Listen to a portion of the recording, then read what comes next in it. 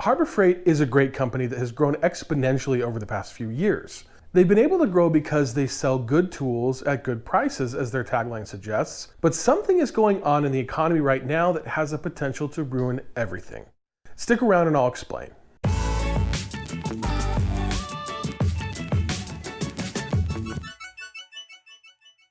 Harbor Freight has been able to grow their business because they make great tools that are also inexpensive.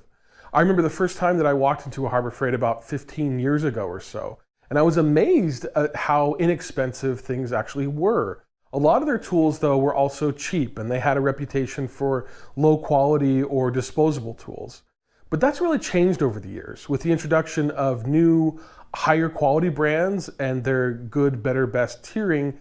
They've really done a lot to improve their quality. The other thing that Harbor Freight does is that they're constantly innovating. Every year they're coming out with more and more tools, new tools they haven't had before, and sometimes some newer versions of their older tools. And that's made them a go-to place for anyone who uses tools of any kind. But there's a problem.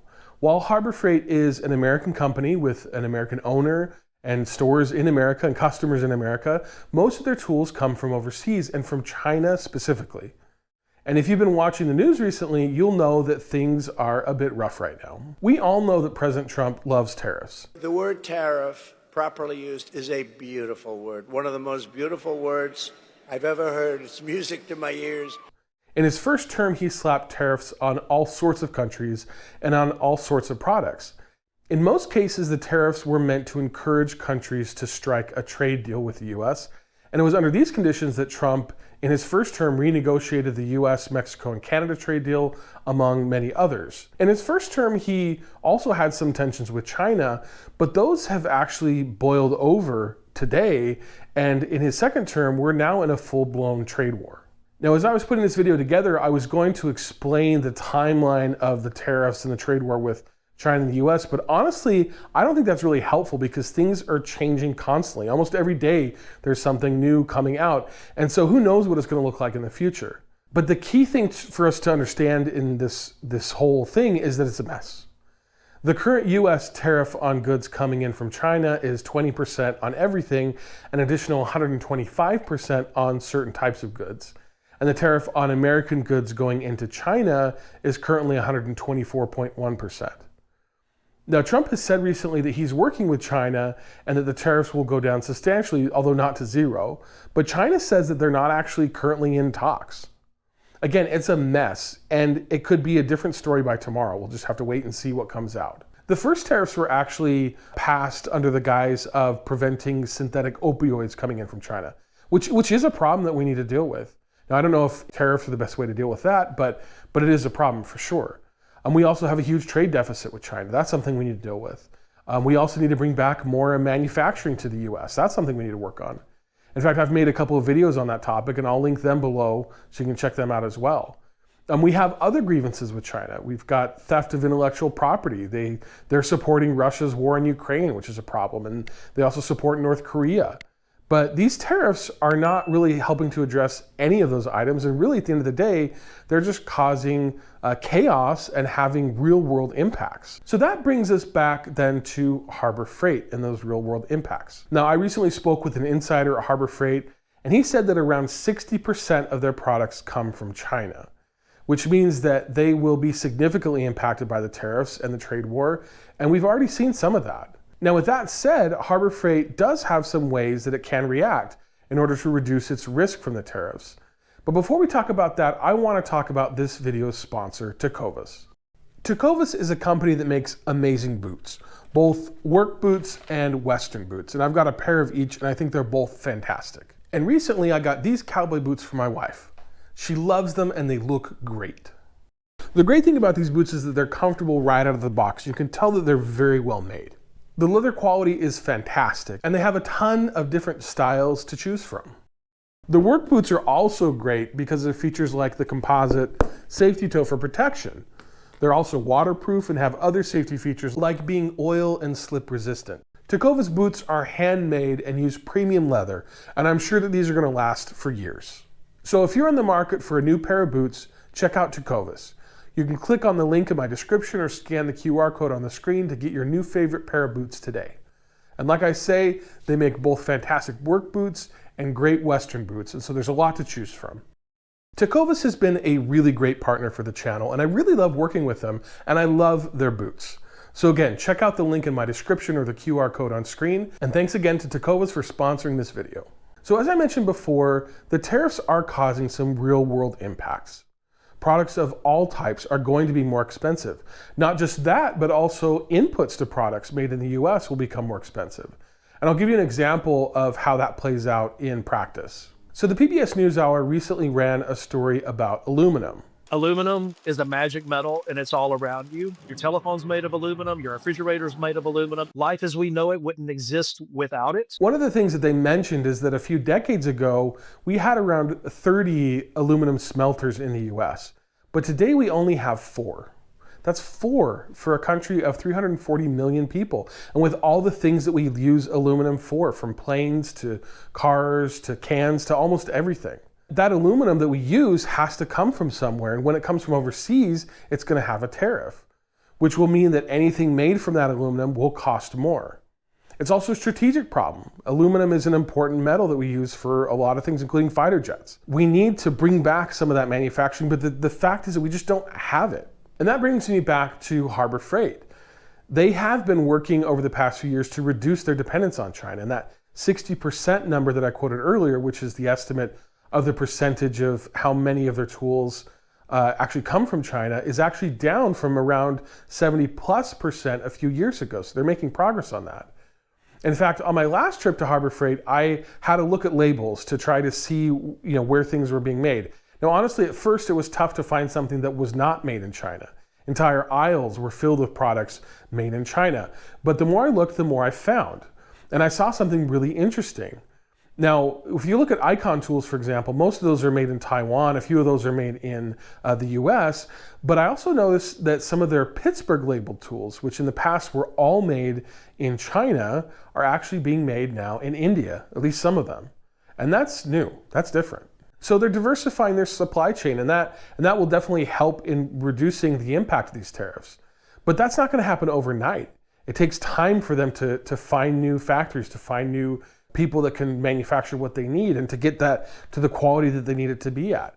It takes time for those things. It's not going to happen overnight. Another thing that a lot of retailers have done to prepare for these tariffs they knew were going to be coming was that they shipped a ton of goods over to the US before the tariffs took effect. Now, I don't have any insight into whether or not that's something that Harbor Freight did, whether they stockpiled a ton of product when they could, but I suspect that they have done that. If they're smart, they would have. Now, this tactic really only matters in the short term, but what it does do is it delays the price increases for a short period of time. They're able to sell their products at the cheaper prices without the tariffs until they run out of that, of course, and then they have to bring in new product, which will then have the tariff. But there are other things, again, that Harbor Freight can do. One thing they can do is to start building their tools in the US. Now, that sounds really nice, and it's something I think that we all want, again, is to have more manufacturing in the US. But it really can't be done right now. Currently in the US, we don't have the factories, we don't have the skilled workers, we don't have the raw materials in many cases, or the equipment that we need on the scale that we need. Now, all of these things can be dealt with and all these things can be added, but that's going to take time, years, in fact, before that can happen. In fact, I made a video about Craftsman Tools and their attempt to bring back manufacturing to the US and some of the challenges that they had. It's not easy. And I'll link that video down below as well if you want to check that out and understand more about some of the challenges that Craftsman had. Also, for investments to be made in new factories or manufacturing, there has to be some certainty about what's going to happen. Now, Harbor Freight is a smart company, and is a company like Harbor Freight going to invest millions of dollars in a factory just to have the tariffs removed in 4 months and have all that money go to waste? They're not going to do that. And Harbor Freight, like many other companies, they're going to wait until things settle down a bit and become more certain before they take on any significant projects or any significant investments. And so again, even if the stated objective of the tariffs is to bring back American manufacturing, no company is going to go through the effort and the cost of factory online in an environment of uncertainty. The simple truth is that tariffs will increase prices. Some people have reported that the price increases have already started with things like this Predator power station, which just increased in price from $199 to $279. or this Icon Lite, which was selling for $99 and is now selling for $119. But I don't think that any of the real price increases have hit just yet. I think that over the next few months, we'll see a few things here and there. But again, I think they probably stockpiled a lot. And so I think they're going to work through that inventory that they currently have.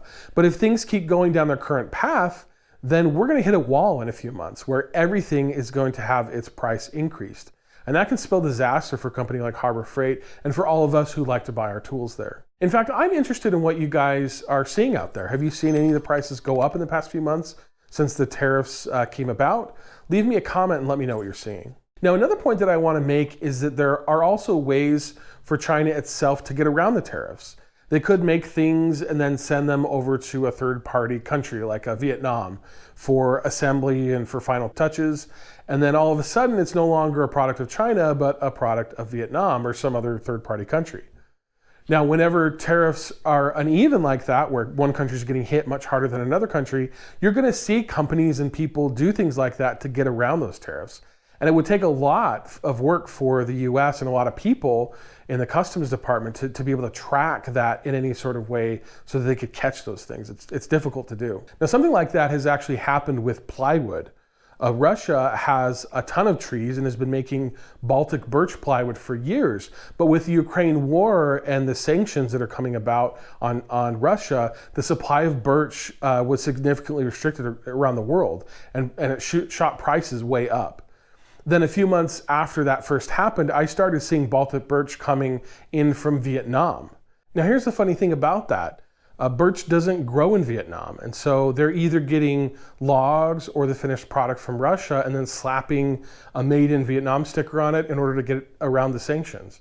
That's exactly the type of thing that we'll see here with China if we have these kind of lopsided tariffs, and without the ability to really track it well, they're going to get around it. So Harbor Freight is a big company and they have some clout, but they're also incredibly exposed here, as are a lot of other companies. But I would actually argue that Harbor Freight has perhaps more exposure due to the dependence of their supply chain on China. Harbor Freight's low prices are not going to last forever.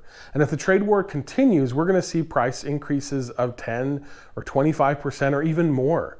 And that will have a significant impact on their sales and frankly on people like you and me, the people who buy their tools. Harbor Freight's strength is that they can offer us great tools at low prices, and the tariffs are going to make that more difficult. So this is something that we're going to need to watch and pay attention to. Now, tariffs are a tool, and there may be instances where it makes sense to impose tariffs. But what we're seeing right now is chaos.